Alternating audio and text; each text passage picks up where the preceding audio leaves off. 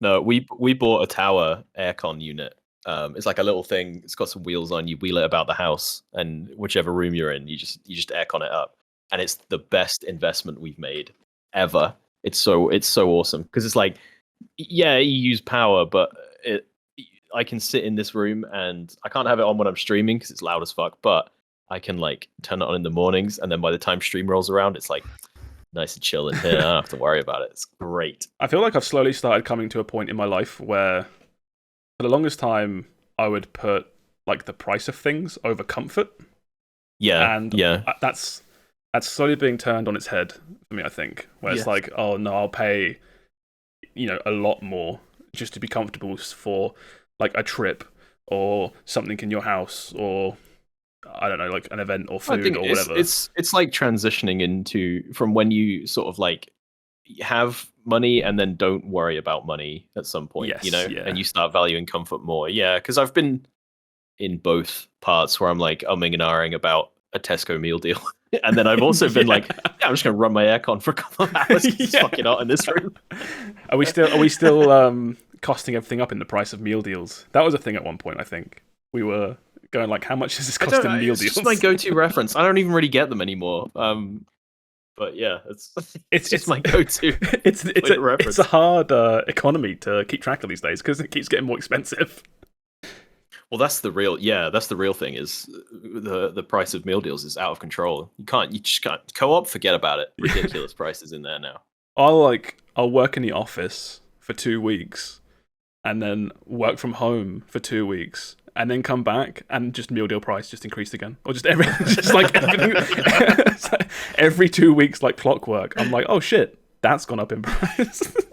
I used to work where I used to work was like a business estate, and it was way outside of the center of town. So there was nothing within, I could drive, but like I'm not going to drive somewhere for lunch sort of thing. So if I ever forgot lunch, literally the only place I could get food was a really crappy vending machine in the break room, or I could walk over to the nearby airport and pay airport prices for a meal deal. And it was like, you want to pay £6 for a sandwich? And it was like punishment, for forgetting my lunch. When we went to Barcelona the other week, we were on the way back and we stopped in duty free. Yeah. And we were like, let's get some snacks, whatever, for the plane ride. And we found some really nice chocolates. They were like white chocolate, Ferrero Rocher, something chocolate bar. And it was about £11, I think, but they looked really fancy. And it came with, you got like 3 or 4 bars. We were like, it's duty free. Like everything's a better price, right? So we grabbed those. Yes, I know that now. So we grabbed those. And then we're like, we're going to enjoy these. We get on the plane and straight away they're like, there is someone with a nut allergy. Please, nothing containing nuts, please. So we're like, oh, for God's sake, we can't have our hazelnut white chocolate we just bought. That's so annoying. So we're like, it's fine. It's not that person's fault that they're going to die or whatever if we open this chocolate bar, so we can survive. Yeah, yeah. And then we get all the way home. I think we eat one of them on the train ride home. And we look it up, and I think they were like £1.20 each. And we got 3 of them for like £11. And we were like, oh no, we didn't even get to eat them on the plane. We were just like, that's a shame. That seemed like such a good idea. You could never eat those now. You gotta just put those in like put those in the fridge, save them forever. No, we had to eat them because we were so sad. Oh. They got eaten almost immediately. Oh, that's funny. Prices are strange all over the place. I thought duty free was just really good price for everything, but apparently that's just tobacco and maybe some alcohol. I don't know. It's weird, man. Yeah, I remember you go on holiday and people were like, "Oh, make sure you hit the duty free for that cheap alcohol." It's never cheap. What are they talking about? I think certain bits are cheap. Like the tobacco was really cheap because we got some for Laura's mum. Yeah. But we just assumed everything was. And I guess it's just like certain bits. I don't know. Let's I'll kick this off then. Hello everybody, welcome back to the Game FourCast, our weekly game podcast where we get together and chat about everything we've been playing and all the new news stories for the week. My name is Josh, aka BottlerWorks, and I'm here with Olive Meister Will. Hello. And Sammeh.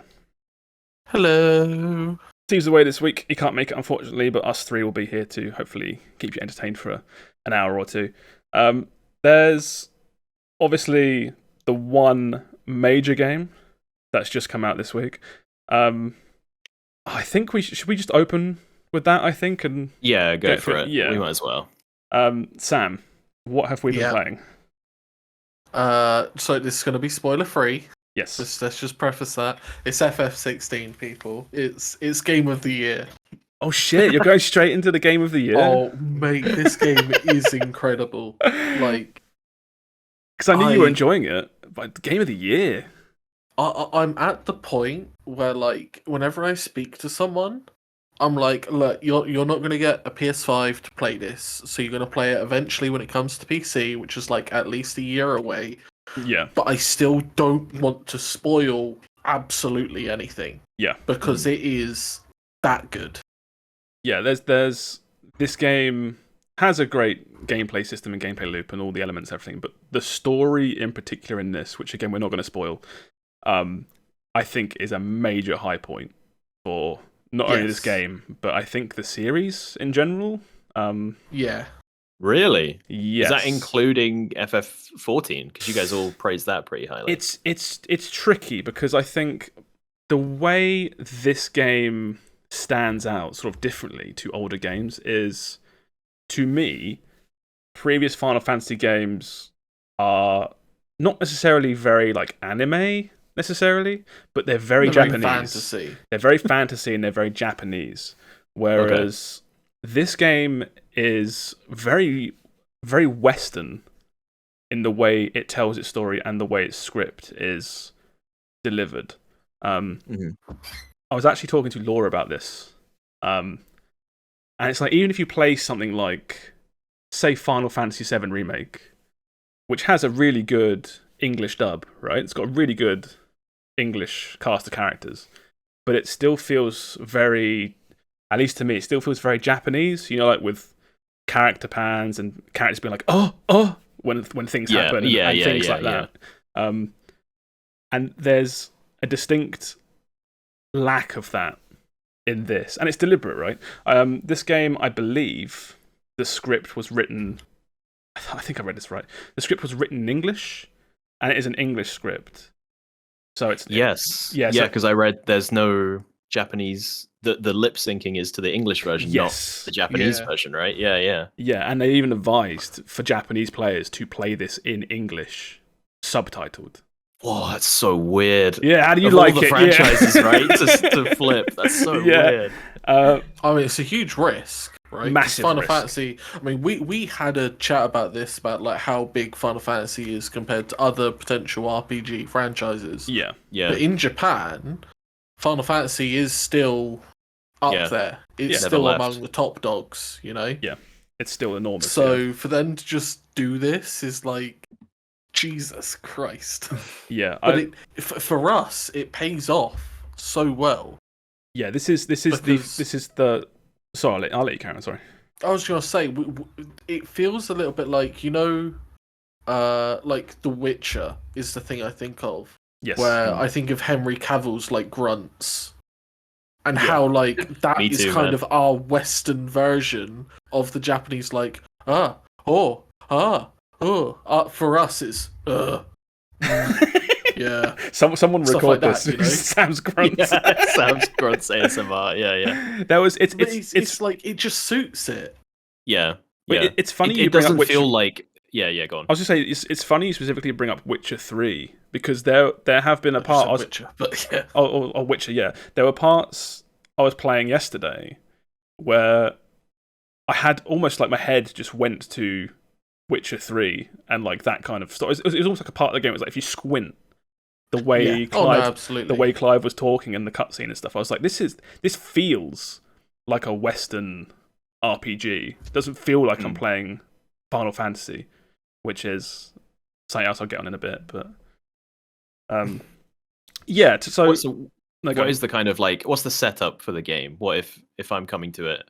Okay, yeah. Fresh? So no spoilers, but what's the setup? Yeah, no spoilers. So the setup of the game is basically. There's been lots of comparisons to Game of Thrones and Attack on Titan, right? Mm-hmm. I would say if you were to use that comparison, it's like 80% Game of Thrones and 20% Attack on Titan. So there are so many comparisons I can make to Game of Thrones to make it easier to understand. So ultimately, you have this world. It's got nations that each have their own capitals and kings and queens, and again, similar to your sort of Game of Thrones setup. You've got your King's Landing, you've got your Winterfell, you've got your King of the Iron Sea or whatever over on an island somewhere, like this, that, and the other. Mm-hmm. And the idea is each of these nations are in control of a big crystal, and this crystal allows people to use magic. So you can take pieces off, and you can use it as magic.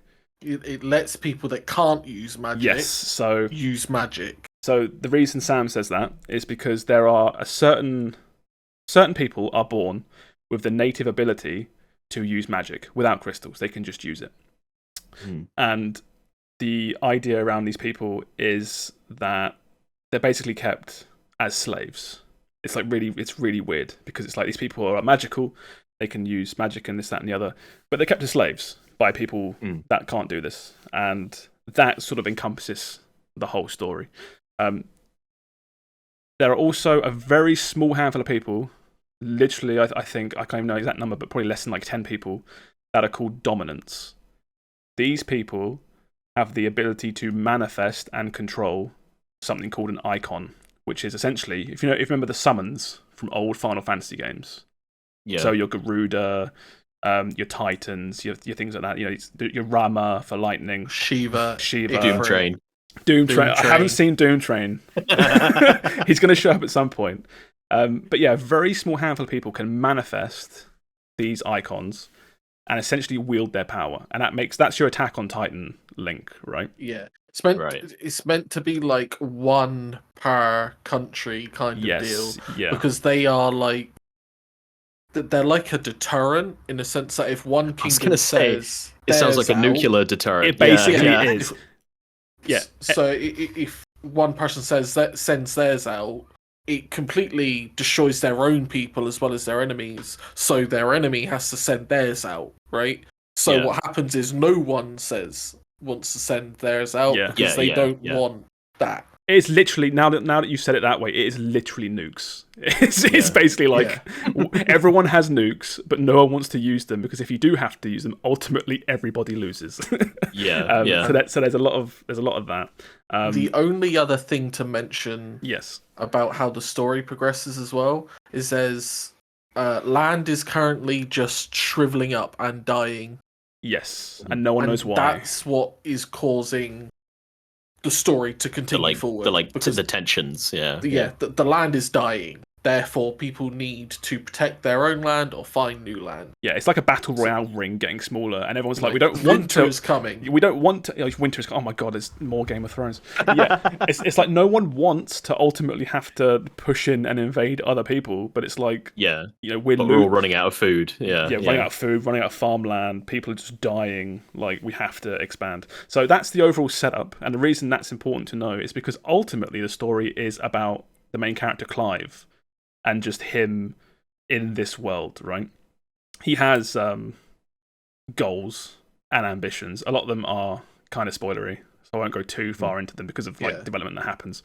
But that's the key. That is the key difference, I feel, in this game compared to pretty much every single Final Fantasy game before it, is that this is not a story about the party at large that you end up forming. It is a story about Clive. As a single main protagonist. But you could say that's the same thing for. I don't know.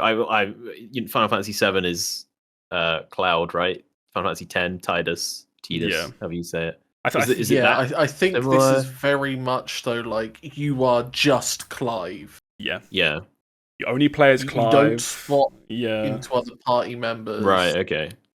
You do have other party members, like every now and then, but it's not like older games where you're going along and you pick someone up, and this person's now part of the collective whole that will be there for the entire game, sort of thing. It's not that type of game.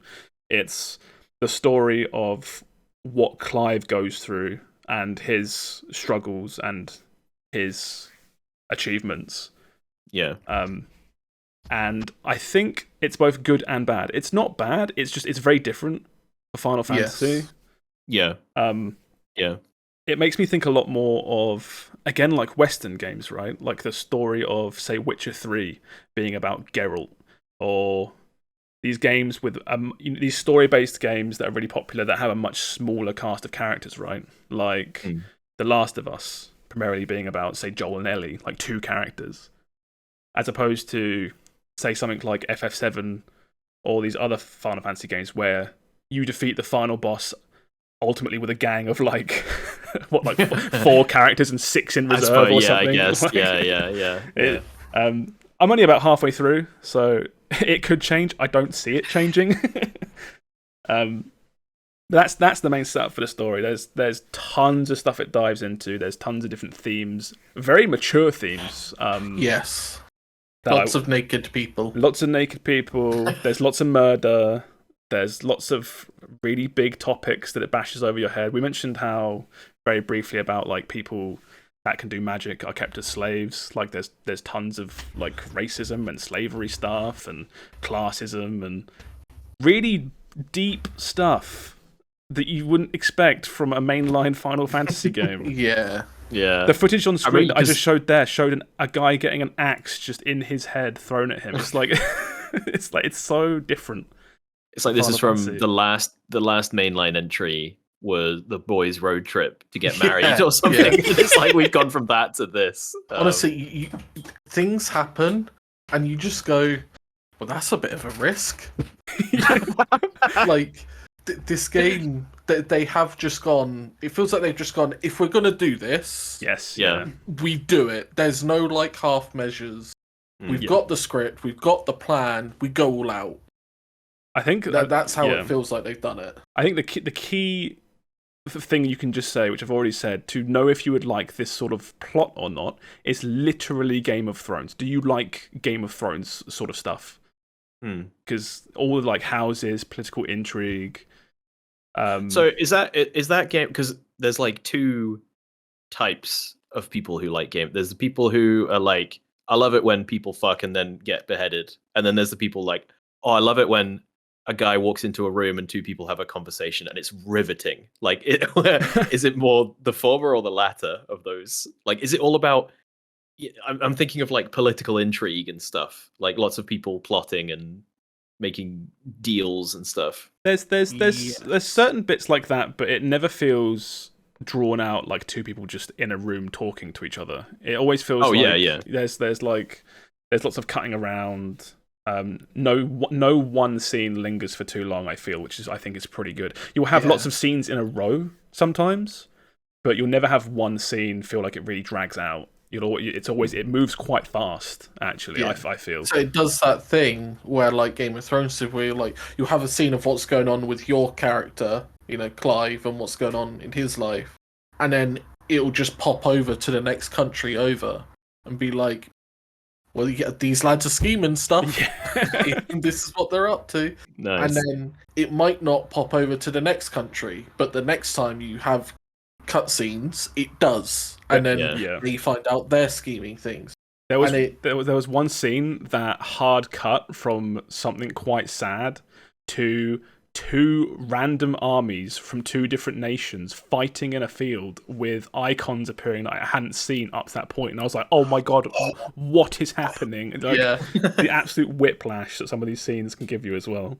Oh, that was a good scene. But it enhances the story a lot because it has 2 systems in place. One, is it ATE?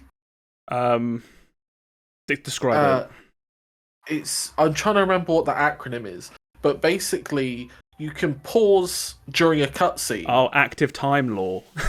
Yeah, ATL. Thank you. And you can pause during any cutscene and then press the button, and it will bring up every person that's in that cutscene, as well as... Fuck. That's like the Amazon thing. Yes, that's so cool. That's the best comparison. It's literally the Amazon Prime TV overlay. It like Sam says, it brings up every single character that's like currently talking, even ones that are mentioned but aren't actively mentioned. in the scene. It brings the up countries they're part of. yes, and also sometimes if they're talking about a specific plot point, it brings up an information page about the topic that they're talking about. It's amazing. It's fantastic And it's not like paragraphs upon paragraphs. It's very light. So it's not like you have to read a book to suddenly understand what's going on in this cutscene. It's like just a bit of a reminder. Yeah, but you can just be like, who was this person again? Or what are we talking about? Like, because sometimes this stuff can get a bit too much. No, yeah. I love it. But I think it's fantastic.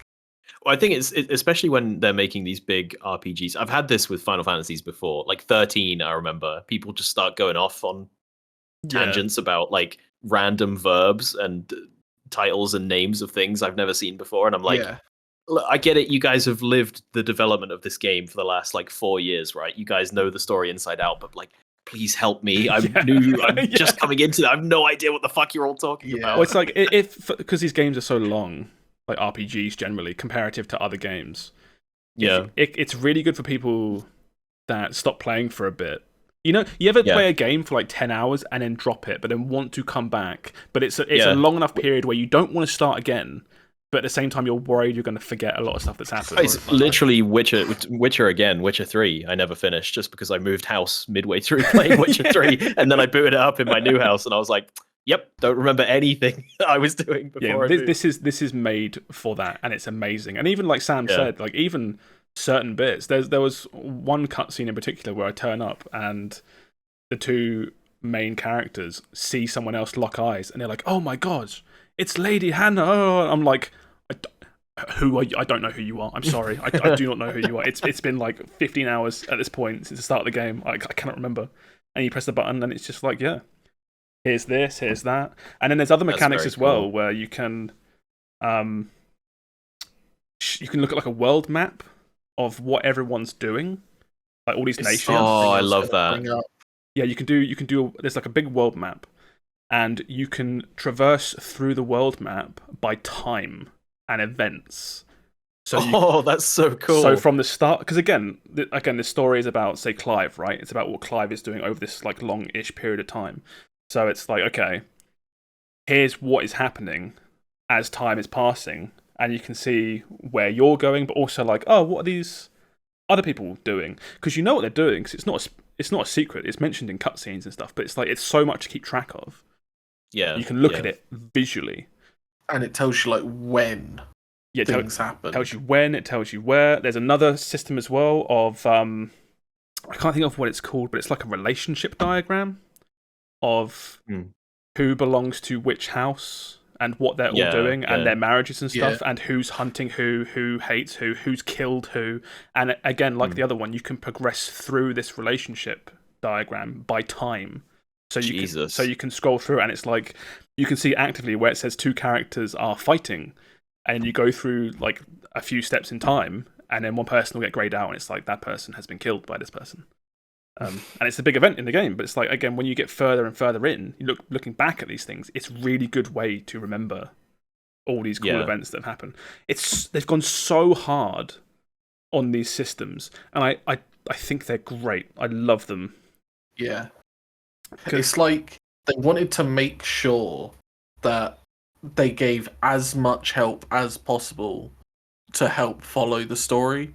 Yes. Because, again, we keep relating to Game of Thrones and Witcher 3, but if people haven't watched or played those, or watched anything like it, this could be a very big, like, undertaking. Yeah. Well, there's so much going on.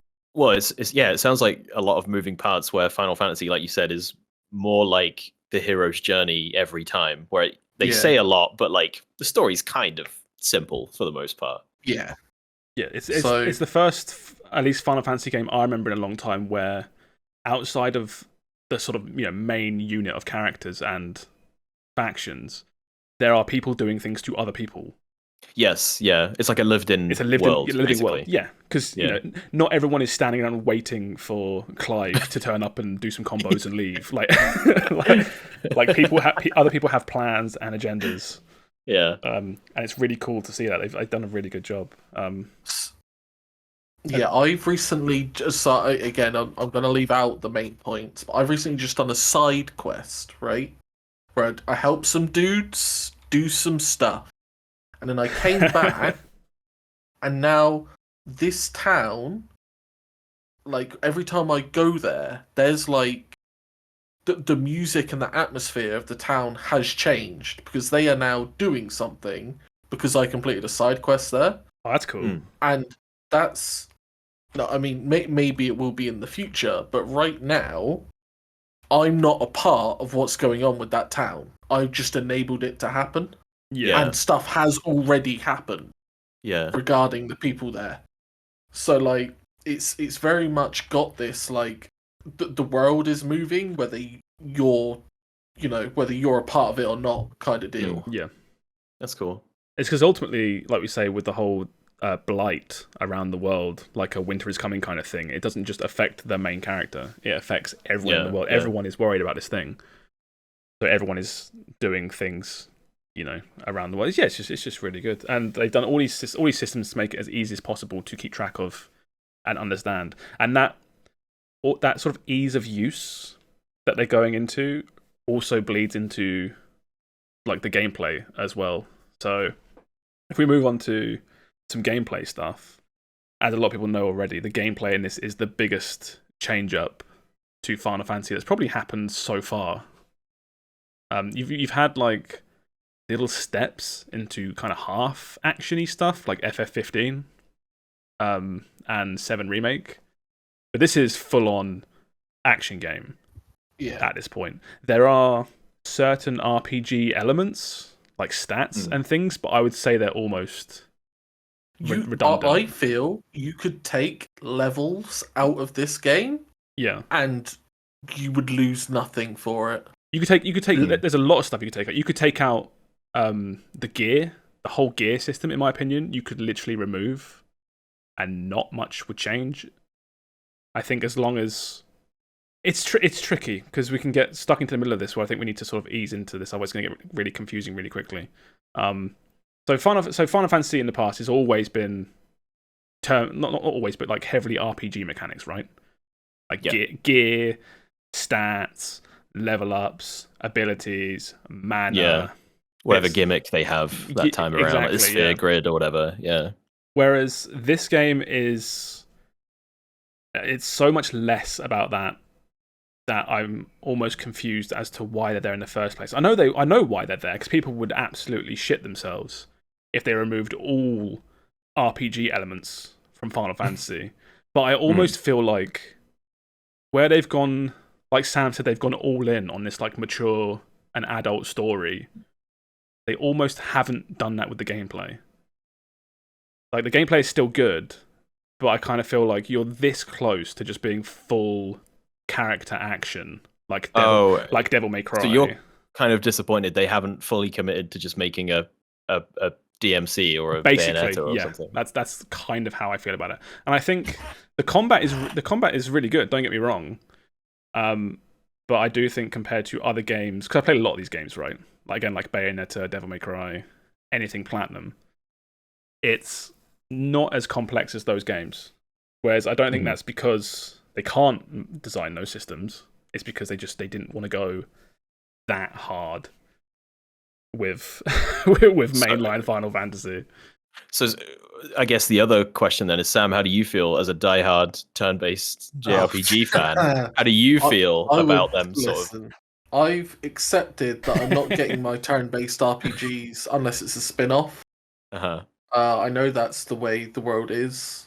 It's just at the moment, this style action RPGs is, it's the way forward at the moment. It's the in thing.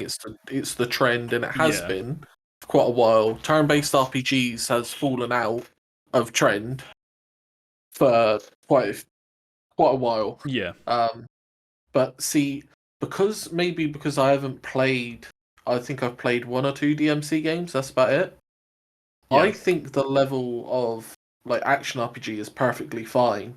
I think you've got customizability on the types of combos you're doing rather than giving you. I don't think it's bad in the slightest. I think it's really good.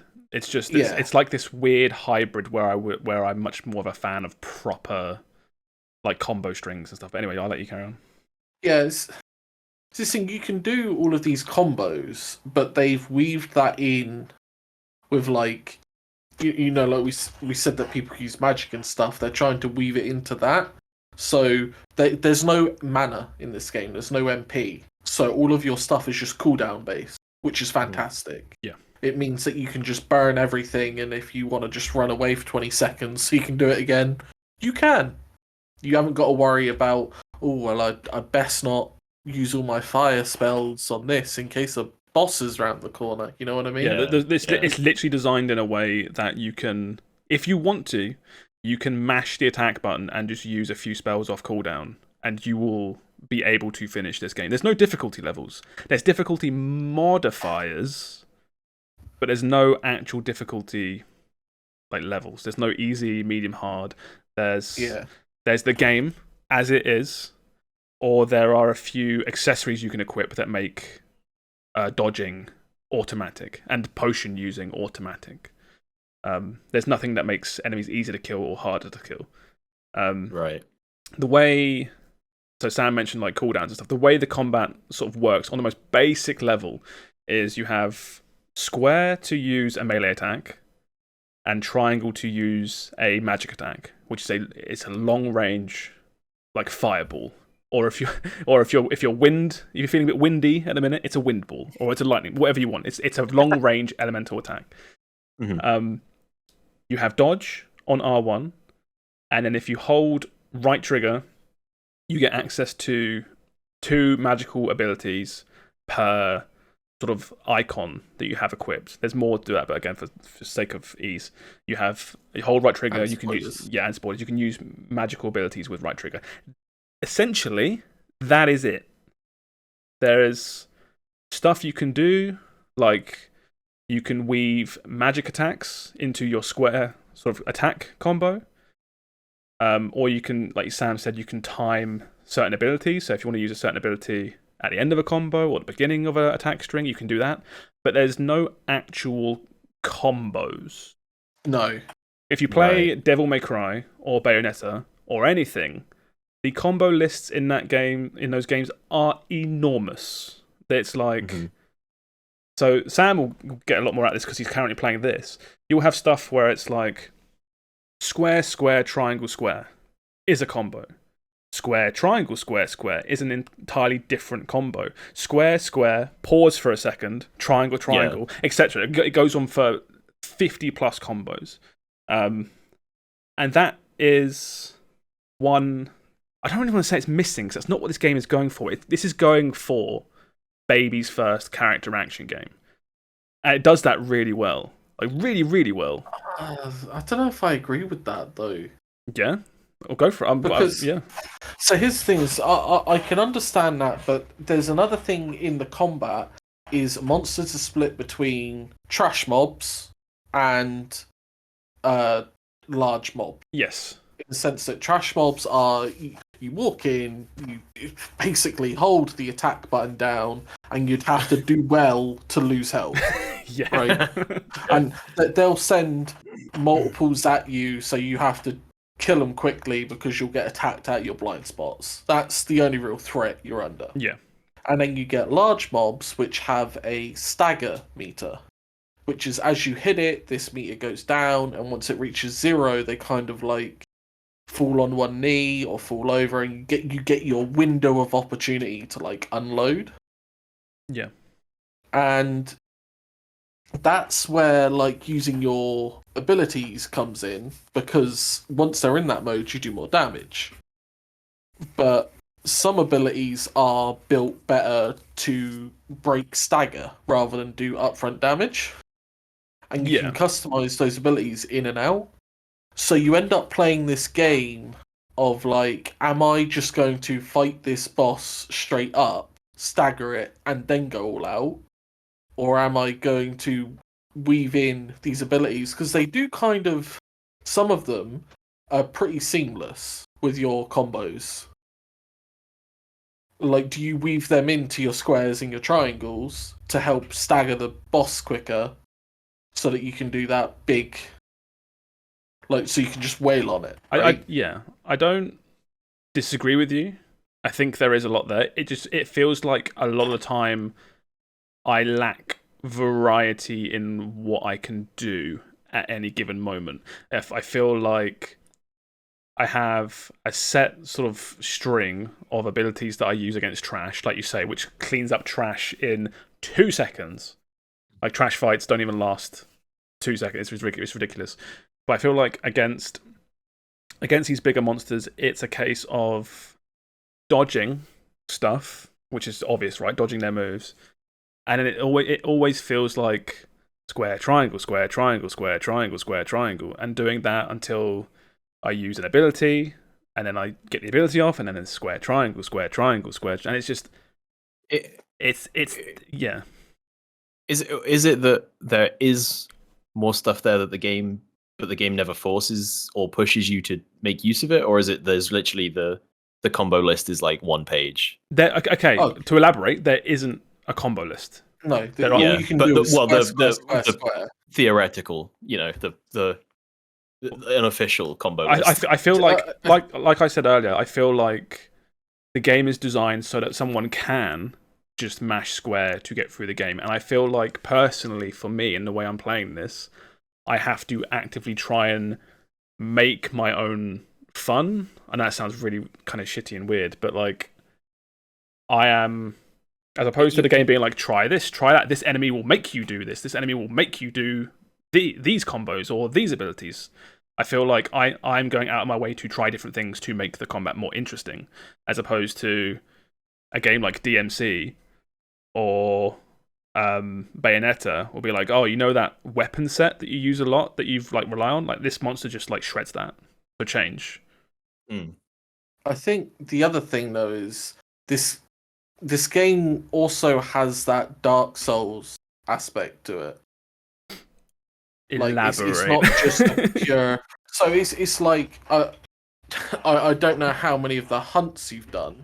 I've done a handful. Some of these mobs will clap you in 2 hits if you take 2 hits. I've done 4 hunts, which are like, you ever know, like, you played FF14, or you can think for more than 2 seconds. You know what hunting board is? You hunt monsters. This game has that, like mini side quests where you just go kill a big boss. Basically, yeah.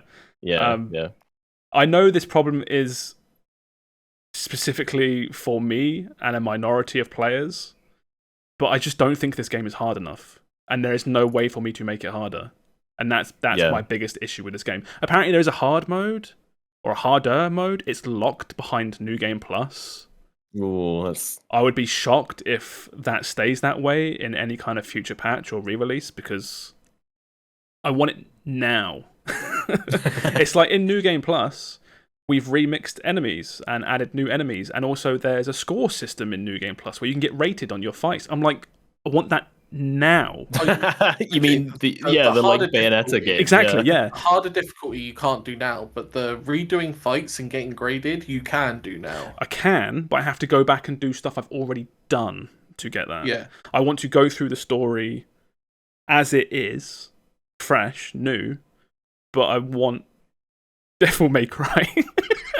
Because I guess it's like, it's a heavily story-based RPG, right? You're not gonna like New Game Plus is fine and all that for people that want it, but the majority of people are gonna want and done this, I imagine. Yes, I think when I mentioned Dark Souls as well, as I took about that coming from an angle of most mobs don't give you a long enough window to hit them for more than like 2 seconds.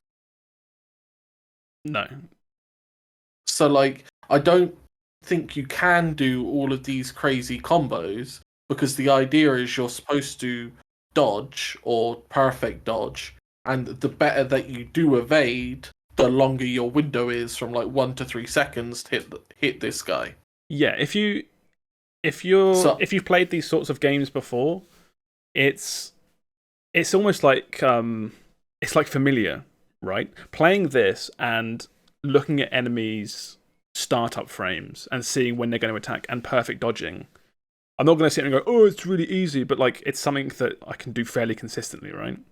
So I always feel like I'm doing my square triangle combo, and then maybe halfway through it, I have to dodge to the side, and I dodge, and then I continue doing, or I use an ability, or I keep doing square triangle. I think, yeah, I don't know. I don't know if the problem is I wish the combat was deeper, or if I wish the combat was harder.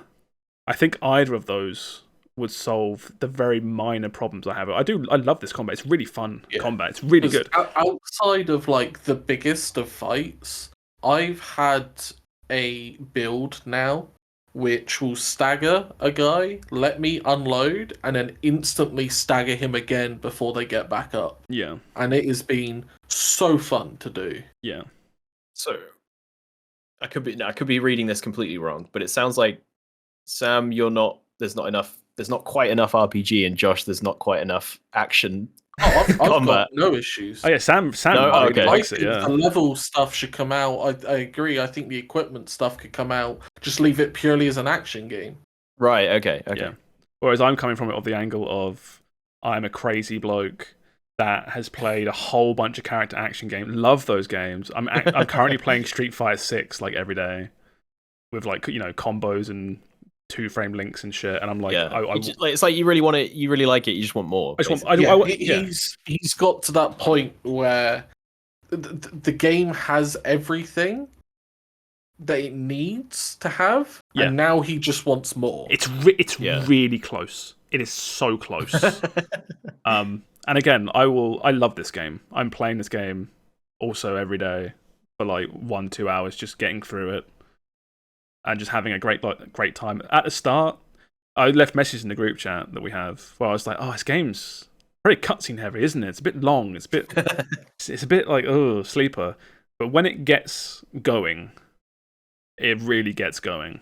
It hits you with like a big major plot point or revelation, probably like every 2-3 hours. Yeah, and like big, like a good pace. Yeah, big like oh shit moments. I remember saying in our chat, I was like, okay, I think I know who the final boss is. Right? Yeah. I thought I had got to the point where I'm like, I see where the story is going. As of yesterday, I'm not sure how this game goes anymore. Well, I'm like, if you go on the home screen for PS5, you can see percentage-wise how far through the game you are, and I'm at like 40-something%. And theoretically, if I look at all the pieces on this like chessboard right now, you could make an accurate guess as to the way the story's going to go. But I'm like, I'm 40% in. There's probably going to be some more stuff that would happen, I imagine. But yeah, this game's fantastic. This game is it is amazing. Everyone just needs to play it. I haven't talked about the graphics or anything at all. There's some minor technical issues. I'm playing in... There's 2 modes. There's performance mode and graphic mode, where if you play in graphics mode, it locks to 30 FPS and looks a bit better. If you play in frame rate mode, it aims for 60 but never hits it. Never hits it. Okay. It lingers around like 40-ish. And at the start, that kind of... I was like, oh, everything hits you at the start, and you're like, oh, really? Like, come on. Yeah. But like, the more you play, it's I had the same with Zelda, where I was like, oh, yeah. And then like an hour in, I was like, it didn't even bother me anymore. Yeah, and I think there have been certain parts of this game that I've played, regardless of whatever mode you're playing on, graphical performance. This game looks gorgeous. Oh yeah. This game has some real standout locations. The set pieces and like action in the cutscenes is just insane. Like, it's so good. It's crazy. Like, I'll be playing it. I'm sitting there. I'm like, oh my god, this is absolutely mad. And Laura will be on her phone or whatever. She's like kind of half watching, but then I'm going to look over and she's like also completely glued to the screen because what is happening on the screen is just absolute bananas. Yeah. A lot of the stuff. Where I said how it's like, what would I say, like 80% Game of Thrones, 20% Attack on Titan. The bits that feel very Attack on Titan is when it goes full anime fight cutscene mode, and it's just absolute bonkers. It's so good. It's big monsters fighting each other, or just big armies like hacking at each other, or just really cool stuff happening. They really are like top of it, I think, when it comes to a lot of this stuff. It really is like stellar stuff that they've made here. I think the team that actually put a lot of this together should all be really proud of what they've made, because it is absolutely amazing. Damn.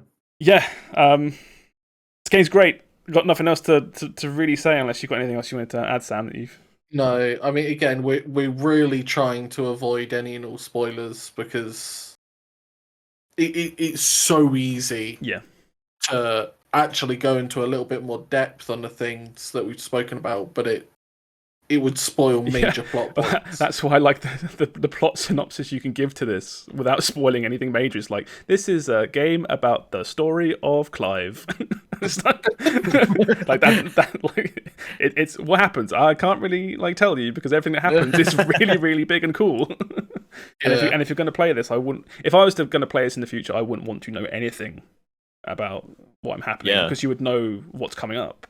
Like X, Y, Z. Well, yeah, I was sort of like, oh, I don't really care, but like, sounds like I need to pick this up when it comes to PC. Oh yeah, you got fucking it's like, all your wait a year. All your big plot points, the meme ones. Snape kills Dumbledore, like big ass things like that. It feels like something big like that happens every sort of 4 or 5 hours. Yeah. So I was saying to Josh, I've been coming up with like, if someone's gonna ask me where I am, how do I respond in the most least spoilery way? Yeah. And like my answer so far has been like, it's a bit windy. You're really vague like answers. Yeah. Does it feel like you guys are like heading to the end, or are you still just in the middle somewhere? I feel like I'm in the thick of it right now. I feel like I'm solid mid game. I can see if the game was going to end, I could see how we get there. But I just feel like there's something more to come. Yeah. I don't feel like this is ready to end. Yeah. Everything I've done so far, it feels like the game's always got another trick up its sleeve, where it's like, oh, but what about if this happened, or also what about this or that, or it always feels like it's got one more thing. We were saying earlier on, where it's not just you that are going around the world and doing things. All the other countries are moving at the same time. Yeah. So you go and complete your thing, and then you realise that the landscape has changed now. So you have to adapt again, and the story has to adapt. Yeah, it's amazing. I love it. I hope this is it going forward. And I hope that this is a really good stepping stone into Final Fantasy 17 somehow having Dante as a main character. Somehow. He's just there. But it feels like it, right? It feels like this game, it's not a news story for the week, but one of the stories I read earlier was how this game has sold, I think, 3 million in its first week. That's crazy. What a crazy year for video games. Yeah. Do you remember, I think it was like just before Tears of the Kingdom, and we were like, everyone does realize that there's like 5 games coming out, right, that are all solid Game of the Year contenders, easy. Yeah. This is, I think, the last one for now. Of the we got... You had Diablo. What, Armored Core next month? You got Armored Core next month. But this is the last one that was in that tight group that were I see. Yeah. You had Zelda, Diablo, Zelda, this Final Fantasy, and it was more for me. But I was always hammering on about Street Fighter. Yeah. It was always these games are about 1.5 weeks, sometimes less, between each other. Whereas now I think there's still tons more stuff coming out, but it's a bit looser.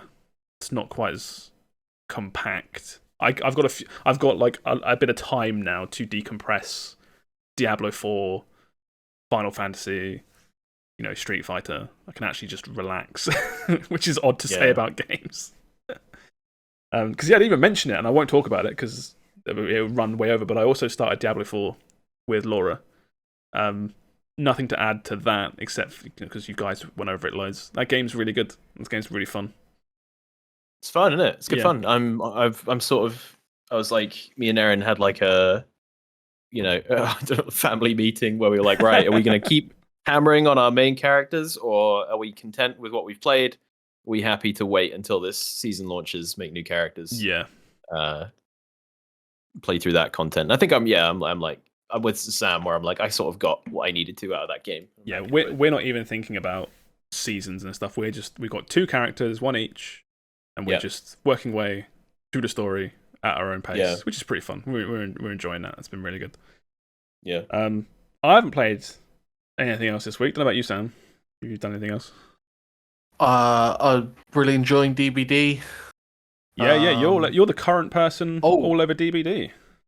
On top of that, yeah, I'm really enjoying it. It's got me to the point where, as I said, it's the only multiplayer game I'm playing where I am happy to play solo, which is, in my mind, is very high praise for me, because you mean a multiplayer game that can be played solo specifically? Yeah. It's like the Hunt patch just come out.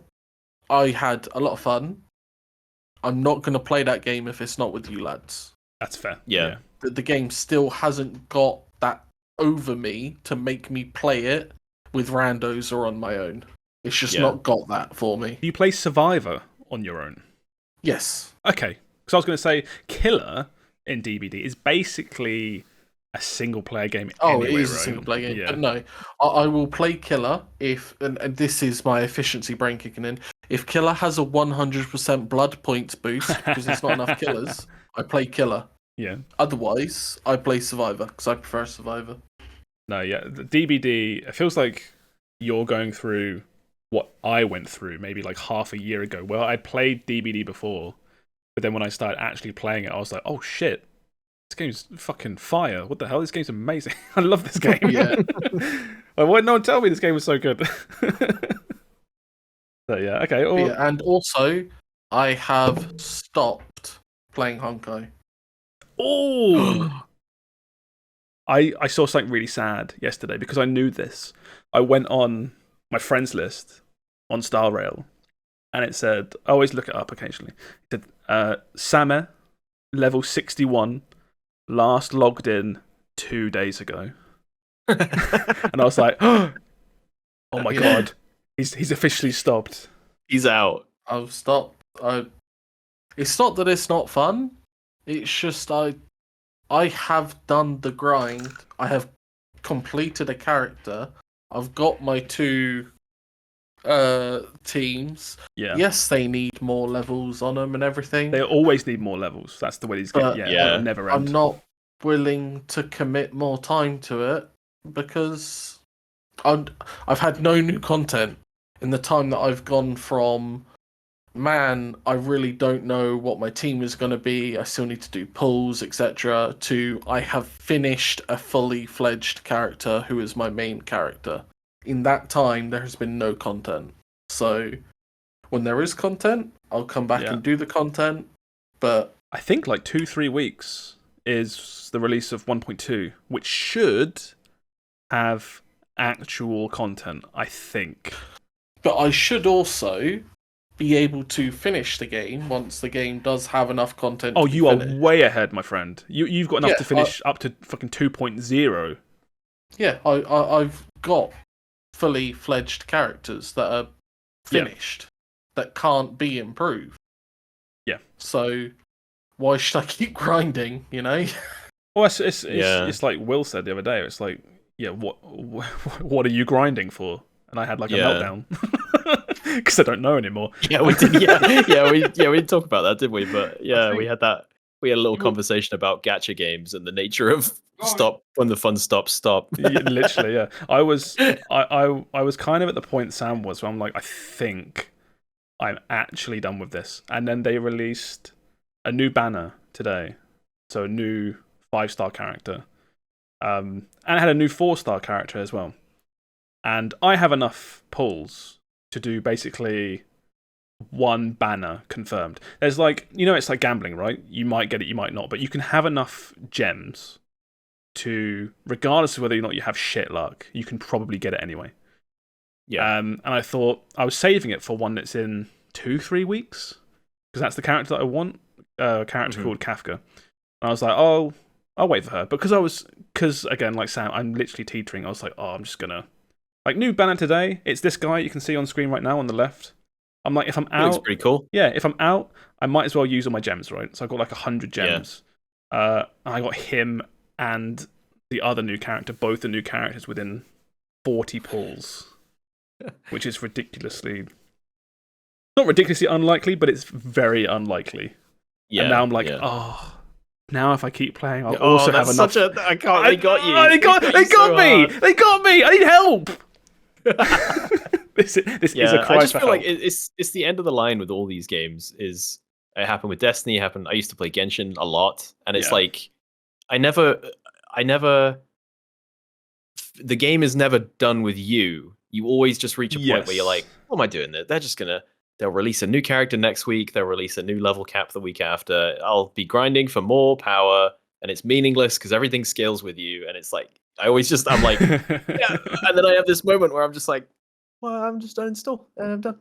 Yeah, it's all good. It's odd for me because it's not odd. I'm talking like I played this game for years. I've been playing for what? It's been like 2 months now. I think this game's been out in a week. It's been like a few hours. I've never been a lifer in any game. I've been a lifer to genres. I've always played FPSs and things like that, but I've never played one game forever. I always fall off at some point. I want to say like props to this game for like making me stick as long as I have, but I'm pretty sure it's literally all manipulation. It's like good for you for making me stay around, but it's like, but you can't you fuck with my brain to get me to stay this long. It's kind of because it's like you play Genshin or something, and it's like, wow, they made a kind of really competent Breath of the Wild clone, and they just gave it to me for free. That's so cool. And then it's like, but we all know why, don't we? Because first it's always free. I might not spend anything, but some guy is spending his life savings for anime girls. There are, if you go on the subreddit, is crazy for these games. I always like going it because it like wakes me up a bit every time I go. Yeah, there are people talking about like making teams with these characters on banner, which are, if you have like a E5 or E6 version of this character, they can do this. And I'm like, for reference, E6 is pulling these rare characters 7 times. Yeah. That's insane. Just like on odds is ridiculous. The money is mad. Like $1,000 or something. Yeah. I don't think the money even becomes a part of it, right? It's just I will just keep pressing this button to roll until I get what I want. And that's just absolutely These insane. people are hedge fund managers. They've got no joy in their life, but they sure do love pulling for anime girls. Yeah, they have more money than me, that's for sure. But yeah, it's absolutely mad. It's you're talking like for one character being maxed out E6 on odds, you're talking like 500 quid, maybe more per character. Yeah. That's just for the character. Then you have their weapon that you pull for as well. Insane. Absolutely. Because you're going to get the character, you're not going to not get the weapon, right? Yeah. Mad. Absolutely mad. Matt's saying apparently the story that came out today is pretty good, which I haven't done yet. So I'll check that out. I'm this far. I'll definitely have a look at that. Yeah, I mean, you wailed out. You got to use your content for something, right? Exactly. All the grand that I've dropped so far on all these characters. It's like, it's good that I got good rates this time because it makes up for the several thousands of pounds that I spent on the previous character. That's always nice. Yeah. I got lucky. I got lucky this week. I'm only £900 in the hole. Yeah. What a nice developer. They made me lucky this week. Do you reckon they look at Wales accounts specifically and give them good odds on certain pools to keep them in? I'm sure they do. Wow, I don't. It's like that would be so illegal. But then, like, who's going to be checking? It's proper tinfoil hat. But the idea of looking at the top 100 people that put money into a game and specifically changing their odds to keep them around because they're slowly lower their odds to get more money out. Oh, I'm going to be sick just thinking about it. Well, do you remember the one? I think it was Activision. They patented a system which was like every time you spend money, they make your games easier. So like you're playing Warzone or something, and it's like you shell out, you buy a skin, and the game's like, what if we just made the next couple games really easy for him? So in his head, he kind of associates buying skins with winning games. It's like, fucking hell, that's I hate how low-key supervillain shit. I hate how fucking clever but disgusting that is at the same time. Because I think if I was in a meeting and someone came up with that, I wouldn't know whether to just like start clapping, but also be like, you fucking gross. It's like an Oppenheimer moment, right? Some guy's just like, he's just crazy. He says that and then he just cries. Do you know what you've done? We can never put it back in the bag. You've opened Pandora's box, you fool! Oh, just the idea of buying a new M16 skin, then getting put in lobbies of literal new players, and being like, I am a god. That person was spinning on the spot. Look how good my gun is. That person is 10 years old and wrangling with the controls. Oh my god. I do remember that. That lives in my head in the same area as, I can't remember who it was, but someone also had a patent. I think it was Sony, for ads in games and media, where you had a camera and like an advert came on and it wouldn't progress unless you stood up and said like McDonald's out loud. And then sat back down. Let me find it. Hang on. I don't remember that one. Holy shit. How would I even find this? Shouting McDonald's patent. God, this is the one. Is that a true story, or is that just an SNL skit that you've sort of, I don't know, in your head it's become real? It lives in my head like rent free. That's the image anyway from the patent. The McDonald's. Oh, can I get that on a t-shirt? That's amazing. I love it. Oh, this is the future, by the way. Laugh while you can, because it's not getting any better. Oh, what have you played this week, Will? I'm glad you asked. I've sort of dabbled in a whole bunch of stuff this week. One thing I really wanted to check out was V Rising's content update finally, because I feel like poor V Rising, right? Indie darling of last year. We all loved it. And they've put out their first big content update, but it's like, who's got time to go back to V Rising in this year of ridiculous game releases? But I actually never got to the new stuff. It's kind of, they've done this thing where they've like added a couple of new areas to the game, but also sort of revamped all the process to getting to that part. So this, if you remember, the whole V Rising game is like gear score almost, and you I remember beat that, bosses, unlock technology, use that technology to beat harder bosses, and you just slowly progress up a sort of like boss track almost to get more stuff. And it's cool and it's really fun. The problem is all the new fun stuff they've added is very late game. And as part of this big content update, they've wiped all progress. I wasn't going to go back and, dredge up my old character from last year or whatever, but our old dedicated server that we had. But it was still like, you start this game up and you start back in this like graveyard and you're level 1, you're naked, and it's like, make a bone sword. And I'm like, when do I get to the cool steampunk Van Helsing stuff? And it's like, oh, that's like 50 hours in. You got a lot of trees to chop to get to that point. And I'm like, it's the bane of every single early access game. Like, so I have started Satisfactory from scratch about 4 or 5 times. Yeah. And it's, I don't know how you, I don't know. I don't know how you do it otherwise. Like, it makes sense, but there should be like a button or a menu option that says, here is a character geared and ready for the new content. Yeah. Well, someone said you can mess with server settings and just say, hey, I want like tier 8 unlocked. Just stick me right to that. That was me. I'm pretty sure you can do that. You said that to me, did you? Okay, that makes sense. We can do that. I think you can, like, because there's tiers, right? Of like, first you get copper, then you get iron, then I think there's like a drop-down box. It's really minor. You could completely miss it. It's when you create, because when you start a new game, you create a server, if I'm not mistaken. Yeah. It's a bit odd for a game you play on your own. It's like, make a server. But you can modify that server, and that's one of the options. It's like start at copper or start at iron or whatever. Okay, I might. But then you run into the problem, like we were saying earlier. It's like jumping into the middle of an RPG. You know what I mean? Yeah. And we don't remember half the mechanics from the first time around. So. Or it's also like, even if you jump in, say, towards the end or halfway through, you still got to build the castle again. You still got to kill the bosses build again. The castle. So we'll go farm the resources. Exactly. So again, another family meeting with Aaron, and we were like, all right, are we going to commit to this? Because I would like this. All the stuff they've added does look super cool. I would love to see it. And it was like, well. So we're now every evening now we get in, we build a bit of castle and farm a bit of resources. We'll get there in the end. Laura and I co-opted this. I think I spoke about it on the podcast. I said, like, oddly enough, we got into this about 3 weeks before this update dropped. Yeah, and we played. I think we basically finished everything in the original release, and I think now this is a game that we just wait until it's out now. Yeah. I don't know. I'd like to see how substantial the stuff. It's pretty big from what I hear. It's a pretty big update. Yeah. I'm down. I'm absolutely down to commit, but I will find out in like 4 weeks' time when I've built my castle and mined enough copper. I guess the game I've played the most of this week is a little indie game that's kind of exploding right now.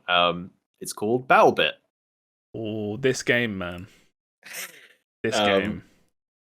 And I think it's like captured the internet for a couple reasons, but let's be honest, the biggest one is like it's been fun to dunk on Dice and Battlefield for a while. And it's an easy win, isn't it? It's such an easy. This is like the final nail in the coffin of Battlefield 2140 or 2042, whichever the last 2042. It's embarrassing. It's actually embarrassing. So if you've been living under a rock, if you've spent any time on the internet, there's no way you haven't seen GIFs of this. At least it's basically Battlefield through the lens of a Roblox character. Yeah.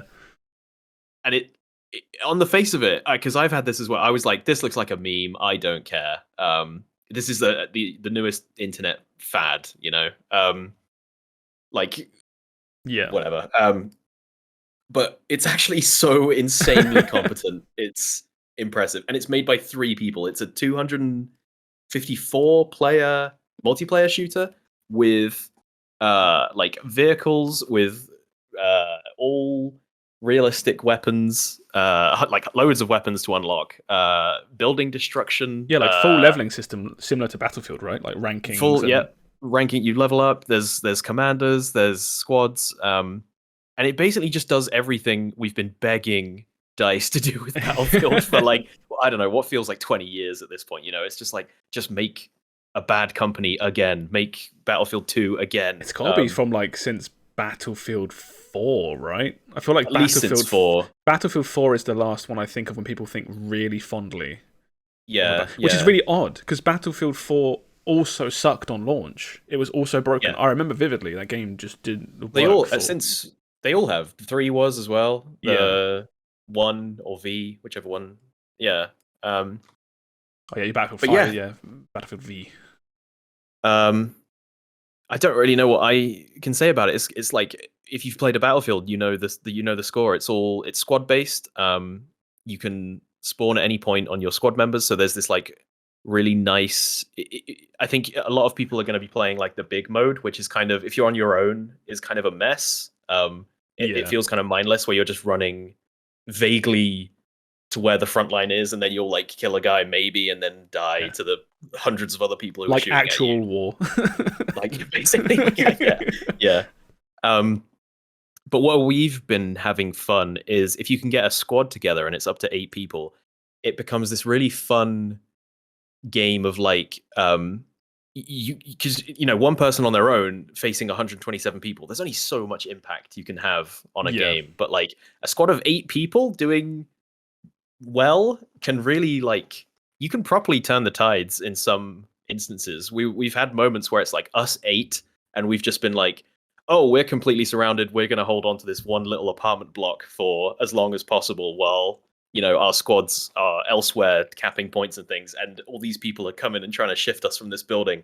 And it's like, as long as we can keep one person alive and safe, we can keep respawning and being annoying. And it's been so much fun. Well, that's where Battlefield has always shone, I feel. Yeah. Like these little moment-to-moment parts where, like you say, you get almost like micro stories that come out from doing cool things. And graphics aside, I mean, this game is just basically Battlefield, right? It seems to have all the bells and whistles. You know, it hasn't got big tornadoes or rockets or whatever that, you know, these Battlefield games there's no like onto. There's no like gimmick for this one. There's no Levolution or like extreme weather or whatever. It's like you spawn, there are capture points. Usually you're fighting over some kind of big structure, and that's basically it. You just go.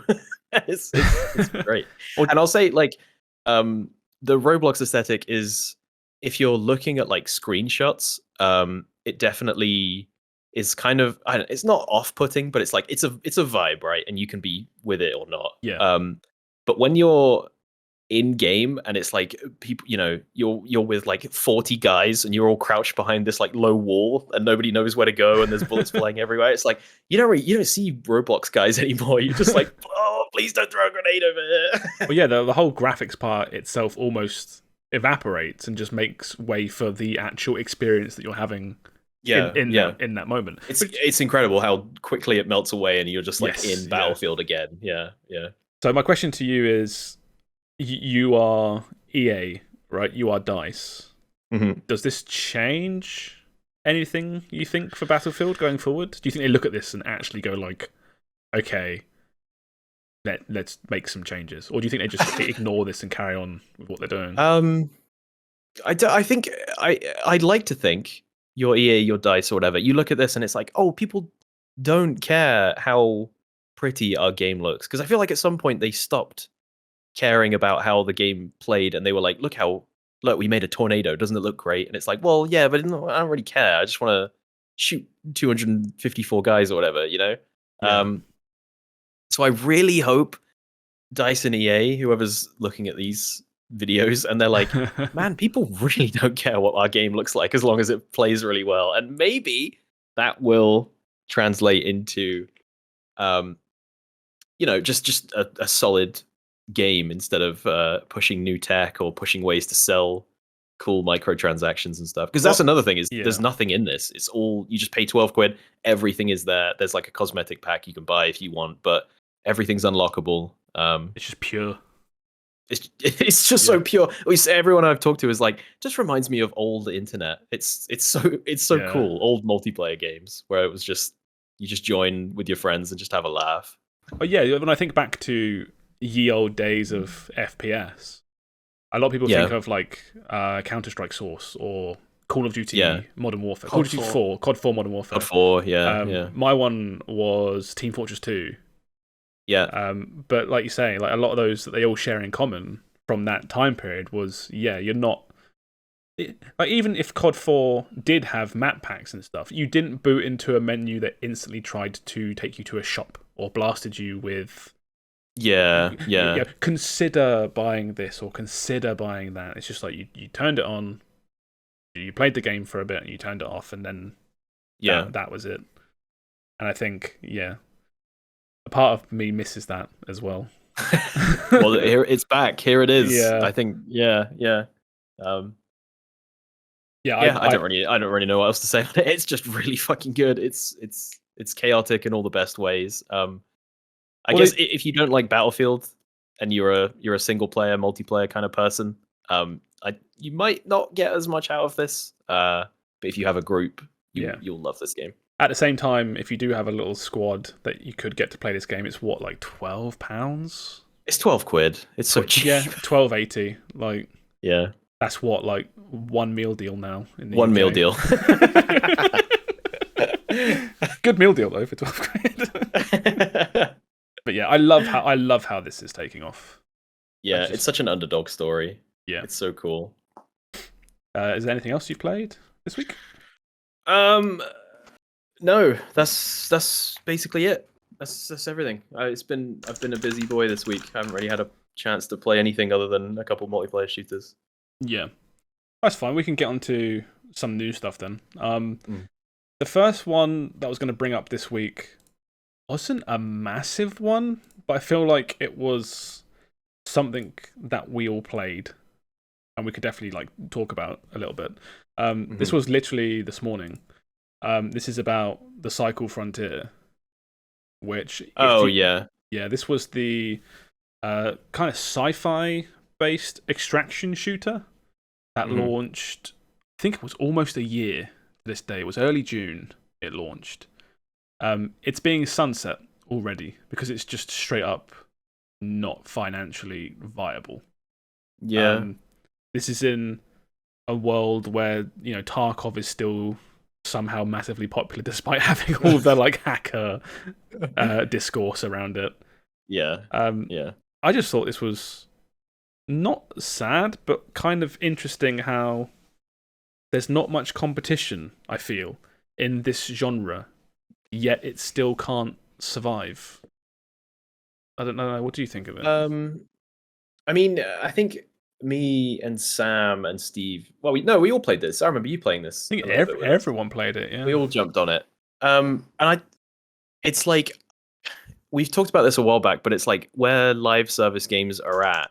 It used to be you'd play a multiplayer game for a bit, you'd get bored of it, and then drop it, right? And then that was fine because there was always new games coming out, and people were making sequels to the games and stuff like that. But it's like now we're in a world where people are still playing Rainbow Six. That's still people's game of choice, and it's like now you're not competing with you're not only competing with games that are coming out now, you also have to beat all the games that people are already entrenched with, like monetarily or socially or whatever it is. They're already hard locked into those ecosystems, and you have to try and overcome that. And it's like, and you have to come out so strong to even have a chance of surviving. And I feel like the cycle just kind of didn't. It had some neat ideas, but it was always sort of stumbling its way through. Or my kind of maybe. Like to sort of agree with that and carry on that. My mind has been thinking for a while now is, are we slowly reaching a point where the games as a service, just as a sort of, as a plan, as a development plan, is it becoming impenetrable unless you literally have tens of millions to throw behind a project? Money to support it. It's like, say for the cycle, and Tarkov has such a massive fan base behind it, right? Or such a big player base. Yeah. And in a genre where there's basically no competition for Tarkov because no one's made many of these games, a new contender that looks and pretty decent and should be decent still cannot stay alive. Yeah. Unless, like I say, unless your idea is so unique or has so much money thrown behind it or so much talent, it's not even worth trying anymore. I feel like there are still success stories, though. We saw with before it got legaled out of existence, Dark and Darker. Dungeon? Dark and Darker. That's quickly how quickly you lose the brain space for it. Yeah, exactly. But we still see like good success stories coming out and being live service games. But I do feel like we'll start to see more games come out where they'll just be like, we're going to come out. It will be a multiplayer game, and we will be your flavor of the month, and we're not going to support it. We're just going to put our game out. You'll play it for a bit, and then you'll move on to the next big thing. Yeah. Almost like a BattleBit. Like if BattleBit comes out, it's captured the internet's attention, and then if they wanted to, I think they probably will support this because why would you not? They've like crossed the threshold almost where they're popular enough they can do it. But we'll see stuff like that where it's play our game for a month. You've all put your money in. And then we'll just go and make something else, and you can go and play something else. You can go back to Siege, or you can go back to Tarkov, whatever you want. Yeah, I see. So you're saying, like, say, like a future, or even like now, where it's like, say, a story like this, where the headline is instead something like the Cycle Frontier is shutting down after a year, but that's fine because this is exactly what we intended. We knew because we all knew this. That we've planned for both becoming astronomically successful, but also we realized that like probably odds aren't good, right? Yeah. I Maybe. do. That's what I'm hoping anyway. there is a sad part of it, I feel, as well, where these games are just it's not like another game that you play for a bit and then it gets shelved, right? The Cycle Frontier will be gone. Yeah. Regardless of what you think of it, whether it's good, whether it's bad, it is gone. You cannot play it anymore. You cannot emulate it. You cannot emulate servers or anything like that. It's all done, development side. Mm-hmm. I think there's something sad about that. I don't know. It's just all these new games that are being made right now that will come out, be played for a bit, and then just not even graveyard, just incinerated. There'll be nothing left of them apart from some YouTube videos of when people could play it. Yeah, I feel like we're going through this now with this where we were with MMOs back when WoW was like top dog. You know what I mean? Where there's so many MMOs that came out that just couldn't. Oh god, they couldn't shift it. Yeah, there was so many, and like you said, those are all gone now, and it is sad. It is sad because it's like so much work goes into these games. I can't imagine working on this and then finally maybe getting the bump of launching your live service game, seeing a bunch of people in, and then it's like watching your player base dwindle as they all go back to League. I bet it's really harsh. Must be heartbreaking. I bet like with the Cycle Frontier or other games like this, it's not watching your player base dwindle. I bet there's a serious drop off after like 2-3 weeks where you have to. You're the producer for the Cycle Frontier or XYZ game, and you're looking at the stats, and you just see so many people leave so quickly. There's no way to stop this. This is just it's just competition in an entertainment space, isn't it? I mean, it is sad, but I guess it's not really good or bad. It is what it is, right? I just thought it was interesting. I liked the cycle. I didn't play it a bunch, but I thought it was okay when I did. No, I think that's the problem. Everyone I talked to was like, yeah, I kind of like that game, but like just didn't have any sticking power. Yeah, this game's really fun. This game's good. Do you want to play it again? Nah. Not right now. Maybe tomorrow as I'm right-clicking uninstall. But that's that one. We've got the next one here. This was about the Elder Scrolls. This is obviously we're on the eve of Starfield coming out. Yep. People are still asking about Elder Scrolls 6. Apparently it's a lot further away than a lot of people anticipated.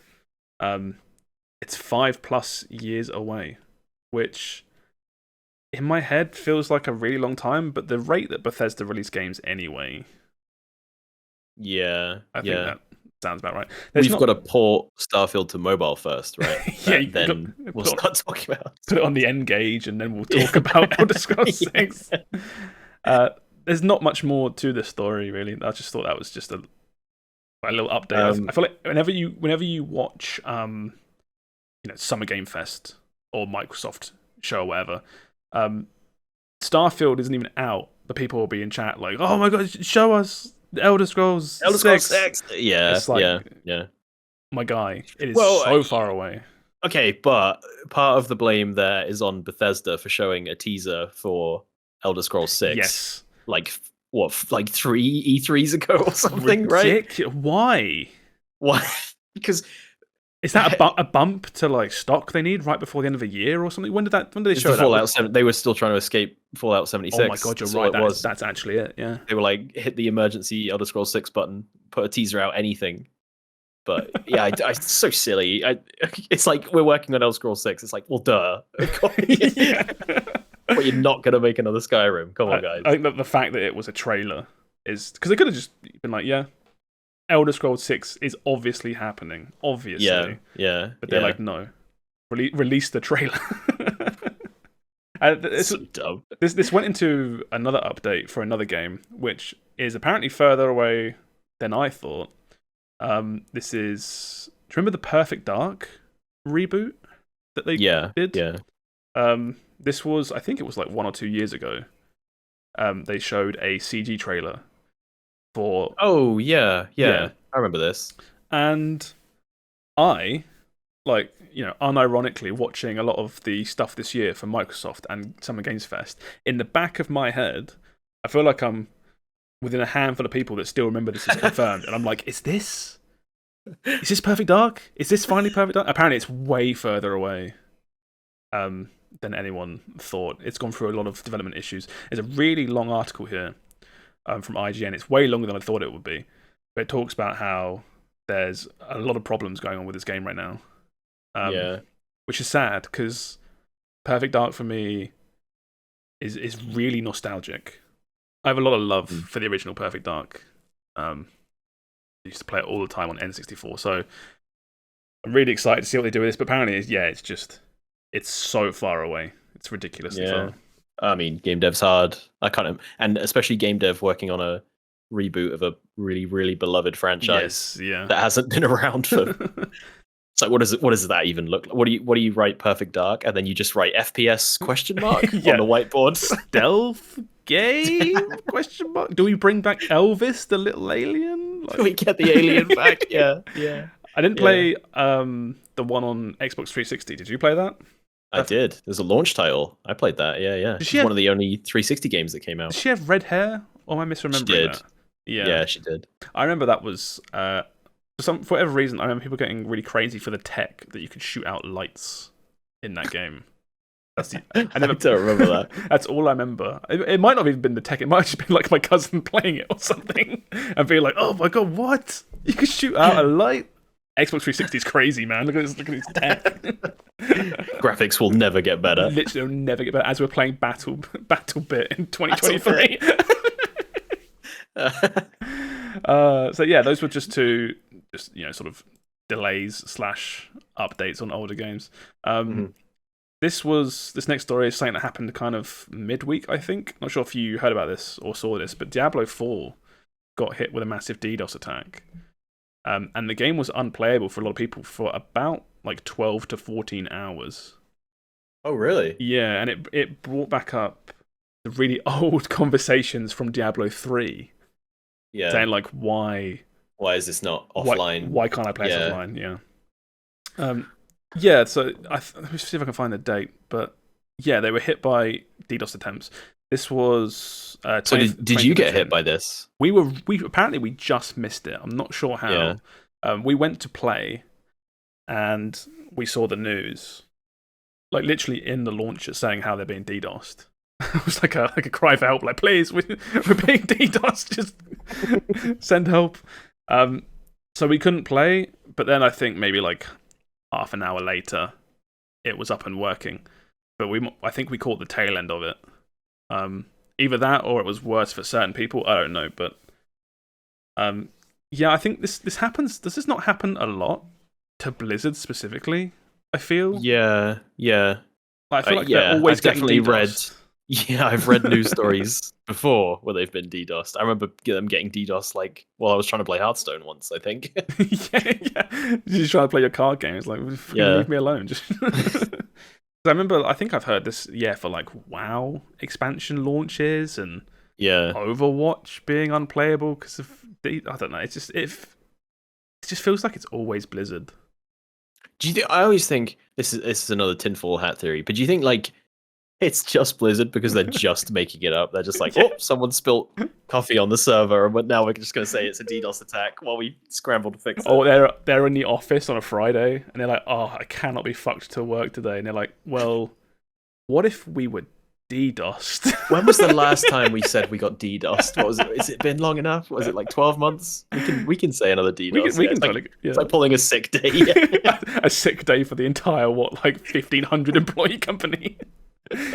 There's no one in the office fixing this DDoS. It's just everyone's out of office. How do you feel about Diablo 4 always online?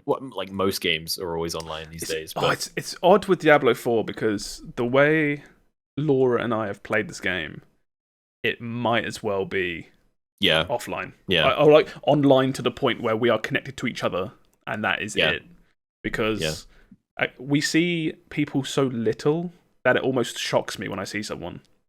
Yeah. Because we'll be doing something in the open world or something, and then someone will go by on a horse. I'll be like, "Oh yeah," and that'll happen once every 40 minutes or something. Yeah, we had kind of the same experience. Every now and then, some guy would hang out and do an event with us, but that was basically it. And yeah, it's weird as well because they have all these cosmetics that they're trying to sell, obviously on the basis that you can see these cosmetics in the main town, I guess. Yeah. But I just feel like my brain just filters out other players in this town. Like, I'm aware they're there, but I'm not. They become like NPCs, Basically, almost. yeah. yeah. Which is how I live my life, to be honest. Yeah. You go up to someone, they start talking to you in the street. You're like, "Oh my god, you're a real person." But yeah, it's just it should be. I don't feel the need for it to be always online. I get why it is. There should be like an option, right? I can see why they don't, because it's work and they have to make sure people aren't like fucking with their characters and hacking while they're not online. But like, I feel like you should be able to play Diablo offline. Diablo of all games, you should be able to play offline. I also feel like you say like people shouldn't be hacking and stuff like that. I get that for like PvP or whatever, but not hacking specifically. But remember, like, you used to have cheats in games because it's like it's your game, it's a single player game. I guess. Like, yeah. Like this guy, say Diablo theoretically was offline playable, right? Yeah. And you couldn't connect online. Why shouldn't you be able to cheat in your own game? This is really, I'm being very careful with this because I don't obviously condone cheating or anything, but like, again, it's like, say, old GTA games where you wanted all weapons. You'll ruin the game for yourself, but like, if that's what you want to do, yeah, it's your game. You've paid 60 quid for it. I guess I could see the argument where it's like they make a very curated experience however they want it, and then people are going to like fuck it up with hacking or cheating or whatever, and then complain and be like, remember Diablo? Yeah, it was kind of shit, got everything I wanted in an hour, then just quit the game. You know what I mean? And like, I get what you mean, yeah. I don't know. Because also it's like, I bought it. What does it matter if I ruin the experience for myself? Yeah, it's my game. Like, it's my game. Yeah. You used to have like Game Shark and things like that for old cartridge games, where you put that in the console first, then you put the cartridge in it. Yeah. And it would just break the game. It's like, you want unlimited this, that, or the other. A buddy of mine was showing me Final Fantasy 9, and he booted up the menu, and he had 999999999999 gold. And I was like, "Damn, dude, you got so much money." And he was like, "Oh yeah, I just it's not difficult to make money in this game." And I just believed him. And then like, I randomly that popped into my head about 20 years later, and I was like, motherfucker was cheating, wasn't he? Of course he was cheating. You ring him up immediately. You son of a bitch. I'm going to track him down one day. Say, no way you had that much money before the first boss in Final Fantasy IX, you fucking hack. He's like, "Oh, you got me." like Walter White. Like, oh. I remember one of my first experiences with Resident Evil 2 was around my cousin's house, because I had all the Nintendo stuff and he had all the PlayStation stuff. He had Resident Evil 2, and he had some form of Game Shark where you put that in first, took the disc out, put a disc in, and we played. My first experience of Resident Evil 2 was just go to the cheat menu on Game Shark for it, and we just turned everything on. Just everything is on. So the game just like started, and he was like running around the police station with an infinite rocket launcher, playing as the Tofu character, like a big white block with a hat on. And I was like, "This game is this the game?" And like, for ages, like as a kid, I was like, that was just how that game was. Didn't know how to like Resident Evil, bit weird. Yeah. Didn't know if it's like survival horror or anything that survival horror was. It was just like, that was just the game. But there you go. That guy ruined Resident Evil for you. You're right. Years. I take it all back. Actually, yeah. Get rid of Game Shark. It ruins the initial experience. I used to love all that stuff though, as a kid, because it's just like there was something so analog about slamming a Nintendo cartridge into another Nintendo cartridge and then putting that cartridge in your Nintendo and then booting up this janky like DOS menu where you could turn on like all like wall hacks or whatever. Yeah. Oh, I used to have my nan had the original Nintendo, like the very first NES, and that had like, when you put the cartridge in and pushed it down, it had a literal lid that closed the cartridge sort of compartment. And then whenever you used like a Game Shark or something with it, the lid would have to stay open because the cartridge is like, it's so long and big now, it doesn't fit. And there was always something that looked just so barbaric about like this open Nintendo as it's trying to run like a a busted ass game that's like falling apart because I've got infinite lives and all this other shit. It's like really barbaric about it. I could talk about these sorts of things for hours. I used to play tons of these things. They used to like do cheats and stuff in like the old Pokemon games where you would surf up and down the side of the island to get 99 of whatever was in your 6th slot. Yeah. Which is crazy. I remember that one. Because I think it wasn't a cheat, it was just some weird glitch that would do weird shit to whatever was in item 6 due to like bites running over and this, that. Oh, it's weird. What else have we got for stories? There was... This one was kind of interesting. CD Projekt executive suggests that the Cyberpunk 2077 launch was not actually that bad. And it just became a story of everyone was hating on it because that was the cool thing to do. No. Yeah, I mean, he's right, but... He's both right. He's both right and wrong. I feel. Yeah. Who are you kidding, man? We all saw the videos. Yeah, you got the what's the guy's name? Kroby Cat. Kroby Cat, yeah. Where he's just got like the 40-minute video compiled of launch day Cyberpunk issues. Yeah, yeah. Because I don't think he's entirely wrong. I do think people that hadn't even like heard of games or whatever were like, "Oh, fuck Cyberpunk, this game's awful." But it was really bad. Like it was so bad. I just remember all the videos of people T-posing or cars just randomly exploding and this, that, and the other. Yeah, I always remember the videos of the cops where you get a wanted level and then you spin 360 and in the time it takes you to turn around, cops have spawned directly behind you because there's like no logic to them appearing in the world. They just appear near you. There was the ones as well of like going from a zoomed out perspective, say like standing on a building looking down at the pavement. Mm-hmm. You would watch pedestrians walk the end of the road 180, walk back down the road 180, and then just loop up and down this one pavement, and there'd be like 100 of them all doing the same thing. Hey man, that's Cyberpunk for you. That's what life's like in 2077. What a fucked up future we're going to be living in. I do that now. Did I forget my keys? Did I leave the oven on? Christ, go back. But yeah, I think he's right. It's cool to dunk on. I think some things get unfairly, but there has to be something there. It's not based on people aren't dunking on it for no reason. They're dunking on it because your game was goofy as fuck. So you are right. I think it feels like there's this, and there's a couple of other like interviews with CD Projekt recently, in this lead up to their big expansion. They're doing like the apology tour. They're clearly very concerned about because why should you pre-order anything CD Projekt? Yeah. As far as we are right now, they've got like the biggest uphill battle to climb. I think, without being rude to anyone, if you pre-order the Cyberpunk expansion, you are insane. Yeah, I mean, there's no two ways about it. You are a fool because either if you pre-order this expansion. Yeah, because either the game comes out, this new big chunky expansion, it comes out, you don't pre-order, but it's good, so you buy it and you play it and it's good, or you pre-order it and it comes out and it turns out to be not very good. It's like, fuck. They got you again. Of course. Like, why would you pre-order? Yeah.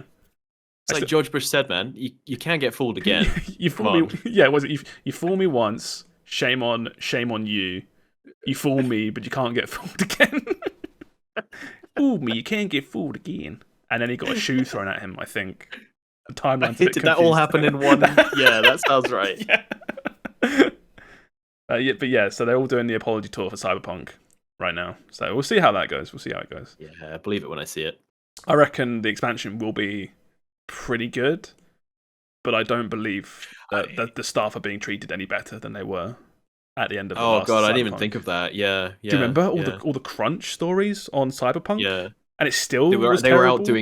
They were out doing tours, weren't they? Saying like, yeah, we don't believe in studio crunch, and meanwhile they've got like artists chained to desks. Just I think it became a case of they were saying stuff like, we don't believe in crunch and we don't do crunch, but like, towards the end of a game, naturally everyone comes together to crunch and push out the best Yeah, thing. And the yeah, issue yeah. that these games keep having is they get close to their release where everyone's crunching, and then they get delayed for 3 months, and then they get delayed Yeah. again for 3 months, and then they get delayed, and it's just, before you know it, you've crunched for like a year or something crazy. Mm. So yeah, that was that one. Last little one here. This was quite funny. A Splatoon 3 player took over a Nintendo shareholder meeting over mail customization options.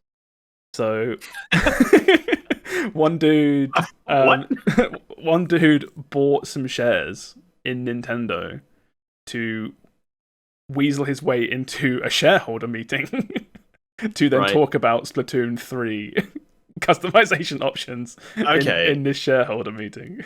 Okay, I guess the next big question is how much did it cost him, and how could we fund this to get on the board of Splatoon? Right, so he was unhappy about the customization options and bought over $3,000 in shares to attain a shareholder meeting to complain. That's not as much as I thought, actually. That's kind of a cheap buy-in. Yeah, I would have put that higher. You would, if you record it and make some over-edited YouTube video, you would make more than that back by going viral about, I got into a Nintendo meeting to complain. Yeah, exactly. Yeah, 100%. Like, unironically, I would watch the shit out of a YouTube video about some dude's journey into buying Nintendo stocks and then getting into a meeting. There's something here. We could do one of these podcast episodes live in the middle of their shareholder meeting. Nintendo headquarters. So yeah, he'll never what a weird segment that would be great. The story it's so unique, it's so funny, but just the headline alone, it's just really funny. So what did he complain about? Sorry. Male customization options in Splatoon 3. I'm going to assume that there's not a lot for them. Not enough of it compared to female Inkling. I will say, when I played Splatoon 3, there was a disproportionate amount of female Inkling compared to male Inkling. Interesting. Okay. Yeah, that probably says a lot about the player base. Yeah, but we have not got enough time to do that now, because I'll probably talk. That's a deep psychological analysis that will take probably about at least 40 minutes. I don't know if anyone wants the answer to that. No, you're not wrong. Yeah, we will find nothing good there. Yeah. What was the answer? What was the answer to the problem in the end? You already knew it all along. To no one's surprise, everyone that played that game just wanted to be little girls. Yep. That's all the news for the week. There are a few decent games coming out this week, actually. We can go into those quickly, see what's coming out. This one is the one I know the least about. This is Front Mission, the first remake. So this has been getting... I think it used to get a lot of coverage on Nintendo Directs. But it's a... Oh. God, I think it was PS1. It's a PS1 like mech RPG. You can see from some of these like screenshots and footage. It's Fire Emblem. Kind of, yeah, like Fire Emblem / Final Fantasy Tactics kind of thing. Okay. It looks the way they're moving and the way they're fighting here. Say like this screenshot here. This looks more like Fire Emblem to me than something like Tactics. Yeah. But this is a remake of the first one, and I'm pretty sure the second one has been confirmed for a remake as well. But these are very beloved, pretty sure. I'm down for a good mech XCOM. Yeah, Mexcom. Wait, I've made that joke before.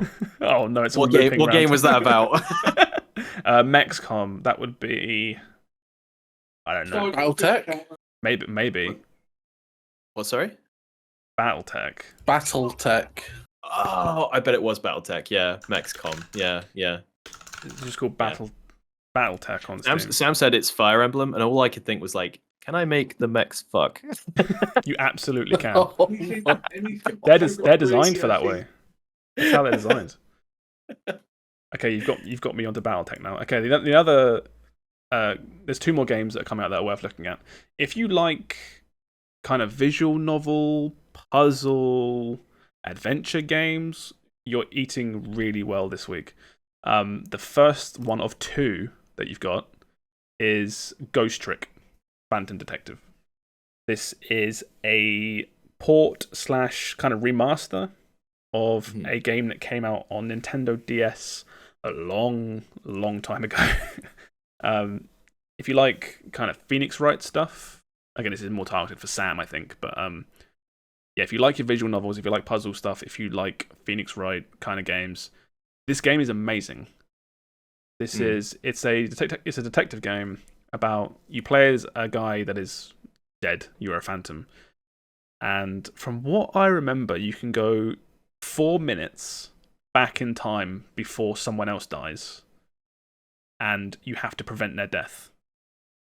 So everything kind of plays out. But the idea is, you can see from the video here, you can jump between items and manipulate items in the environment. So you, like you see in the video, you can move stuff to affect other stuff, or say like you control a fridge, something falls out of it and rolls down, you can then jump to the new thing that's been released. And it's all about like this puzzle of jumping around this map to ultimately prevent the person from dying. It's really good. The story is amazing, and the gameplay and puzzles are really good. I played this. Okay, I'm going to look it up. When did this game come out? I played it on launch on Nintendo DS. 2010 or 2011, sorry, for us. Yeah, like 12 years ago. That's crazy. Of all the things to just randomly bring back. I know, right? It's been locked as well to a few other platforms for a really long time. Yeah. Which is really good. It's been locked to Nintendo DS and iOS store since 2012. That was the only way to play them. And I think it even got removed from iOS at some point too. I think so. Yeah, there was a whole bunch of weird stuff at some point with Phoenix Wright games on iOS as well. You used to be able to get them separate, but then they had weird issues and they wouldn't boot, I think, for years because they just didn't update them. And now you can play. It's weird. Yeah, there's a really weird point with Capcom and iOS games where they were just releasing really shit iOS games and then just leaving them. They would put them on, and it would be either it's free or and we won't support it, and it probably won't run, or it's £50 for a really old Capcom game that nobody is going to buy. Yeah, at one point I think it was like, do you want to play this bastardized, terrible version of Phoenix Wright 1 on iOS for 25 quid? Like, absolutely not. Get out. So yeah, in terms of these games, I said people are eating well. The second one is Master Detective Raincode. So this is the new game by the Danganronpa people. Okay. Yeah, so if you like Danganronpa, I'm a big fan of Danganronpa. I really like those games. Is this the one we saw trailers for a while back, and Sam was like, Persona? Sam says that to every game. I mean, there's ever a blue butterfly. I think it's Persona. There was a game that also looked similar to this. At one of the press conferences, it had it had a weird name. It was like something police.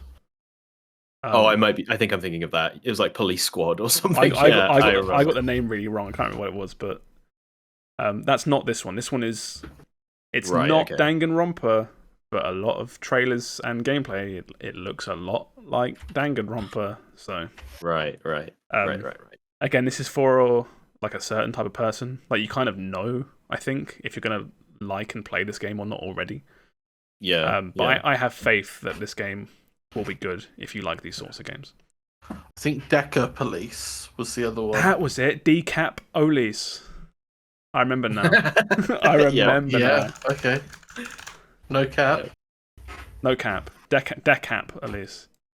Oh, I remember this now. It's all coming back to me now. This was the other one that looked kind of. This is by level 5. I'm looking forward to that. Level 5 being the Ni no Kuni people, and lots of other stuff, but that's what I think of them. I think. Yeah, Ni no Kuni, Professor Layton. Oh, Layton, that's the other big one. Famously for me is Dark Cloud and Dark Chronicle. That was their first game, Dark Cloud. Wow. I think it was December 14th, the year 2000. They also did Dragon Quest VIII, which is my first Dragon Quest game. Distant year of 2000. Yeah, Deca Police. is their new one, along with some other stuff. But yeah, Okay. that's not out. Yeah. That's not coming out. Oh yeah, because they're bringing back Leighton as well, aren't they? I forgot about that. Good old Leighton. Good old Leighton. I'm glad he's back. But yeah, so you got Ghost Trick and Raincode if you're into your kind of puzzle, like high production value as far as those games go, puzzle visual novels. Yeah. And then that other mech RPG if that's kind of like what you're into. But yeah, that's everything that's coming out, and those are all the news stories for the week. It's kind of a light news story week, to be honest. Not sure how you both thought of it. It's been, I suppose now. Yeah, that, like, it's we've all been busy playing the ridiculous amount of games that's come out, so I'm fine with it. Yeah. I suppose now that like E3 is, I keep saying E3. Now that kind of series is over, all the shows have been done. It's kind of like, no one's got anything to really talk about right now. Yeah. Luckily, we can talk about Final Fantasy 16 for like an hour. So, all right, it's getting on, and I'm rambling, and it's really hot. So let's just say goodbye and get out of here. Thank you for listening, everybody. As always, we'll just do our socials, and then we're going to hop out of here. My name is BottlerWorks on everything. Find me if you can. What about you, Will? My name is Olivemeister on.